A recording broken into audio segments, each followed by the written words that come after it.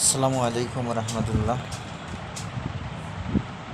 আমাদের বিশ্বখ্যাতি বিশ্বনন্দিনী মুফাসসিরে কোরআন আল্লামা দেলোয়ার হোসেন সাইদি, ওনার খুব আশা ছিল যে এই দেশে যেন কোরআনের আইন চালু হয়। তো ওনার কথাটা আমরা যেন বাস্তবায়ন করতে পারি। যুবকরা আমরা সবাই এক হব ইনশাল্লাহ।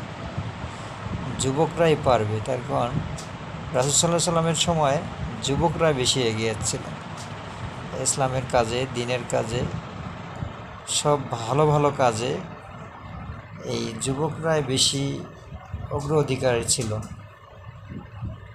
যুবকরাই পারবে ইনশাল্লাহ। আমরা সবাই চেষ্টা করব